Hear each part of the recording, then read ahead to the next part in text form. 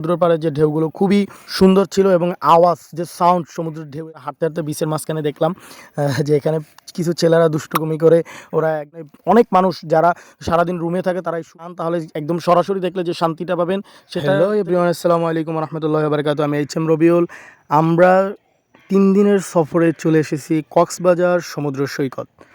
তো অনেক দিন থেকে প্ল্যান ছিল যে আমরা কোথাও একটা ঘুরতে যাব। তো আমি আমার বন্ধু শাকিল এবং আরও কয়েকজন মিলে প্রস্তুতি নিয়ে ফেলেছি যে কক্সবাজার 3 দিনের জন্য যাব। তো আমরা গতকালকেই 3 দিনের জন্য সকাল সকাল এসে পড়েছিলাম রুমে, কিছুক্ষণ রেস্ট নিয়েছি। রেস্ট নেওয়ার পরে আমরা এখন বিচের উদ্দেশ্যে যাব, যেহেতু এখানে ঘোরার জন্য আসছি। সো আগে ঘুরতে হবে, তারপরে ঘুম। তো আমরা এসেই অল্প কিছুক্ষণ রেস্ট নিয়েই আমরা রেডি হয়েছি, এখন যাচ্ছি আমরা বিচের দিকে। তো কক্সবাজার সমুদ্র সৈকত বিচ শীতকালীন যে এখন যে সবাই ঘুরতে আসে এখন, এবং সরকারি বন্ধও আছে। তো প্রচুর পরিমাণ ভিড় এখানে, মানুষ প্রচুর। এখানে রুম পেতে আমাদের খুব কষ্ট হয়েছে, এখানে রুম পাওয়াটা খুবই টাফ বর্তমানে। আর রুম ভাড়া তো প্রচুর বেশি, কারণ এখন মানুষের প্রচুর পরিমাণ চাপ। কারণ দেখা যায় যে অন্য সময় আমাদের রুম ভাড়াটা এতটা বেশি হয় না, কারণ সেই সময় মানুষের চাপটা খুব কম থাকে এবং এখানে প্রচুর পরিমাণ রিসোর্ট রয়েছে যেগুলো ফাঁকা থাকে এখানে। তার জন্য ওরা যত টাকা পারে তত টাকা দিয়ে মানুষকে ভাড়া দিয়ে দেয়।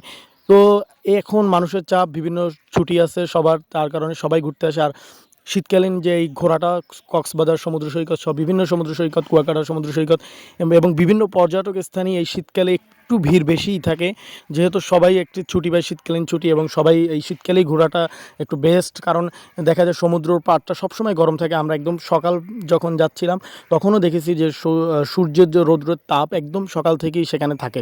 তো প্রচুর পরিমাণ রোদের তাপ থাকার কারণে এখানে গোসল করে যেরকম একটা আনন্দ পাওয়া যায়, সেই আনন্দটা কিন্তু অন্য সময় পাওয়া যায় না।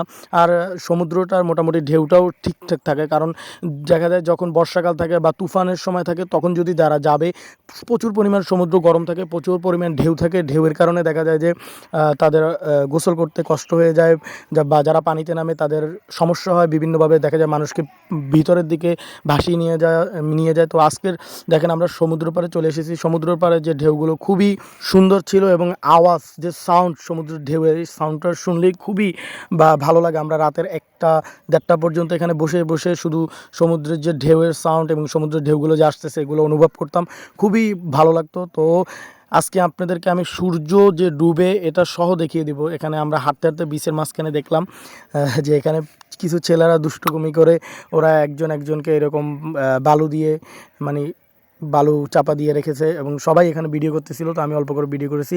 আজকে আপনাদেরকে দেখাবো যে এখানে সূর্য অস্ত্র যেটা দেখার জন্য অনেকেই ওয়েট করে। এখানে অনেক মানুষ যারা সারাদিন রুমে থাকে তারা এই সূর্য অস্ত্রটা দেখার জন্য এই সমুদ্র সৈকতে আসে। তো আমরাও এসেছি। দেখেন, আপনাদেরকে আমি দেখানোর চেষ্টা করেছি আজকে ব্লগের মাধ্যমে যে সূর্য ডুবিটা একদম মনে হচ্ছে যে একদম পানির ভিতরে ঢুকে যাচ্ছে।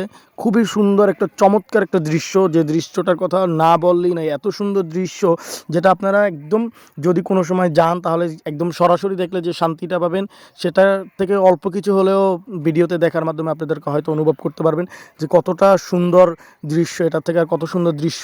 তো আজকে আমি সারাদিন ঘোরার পরে আমরা একদম সূর্য যখন ডুবি তখনই আমরা রুমে গিয়ে কিছুক্ষণ ফ্রেশ হয়ে নিলাম। তো আজকে এ পর্যন্তই। সবাই আসবেন কক্সবাজার এবং বিভিন্ন পর্যটক স্থানে, আল্লাহ তাআলার সৃষ্টি দেখবেন। সবাই ভালো থাকবেন, সুস্থ থাকবেন। আসসালামু আলাইকুম রহমতুল্লাহি ওয়া বারাকাতুহু।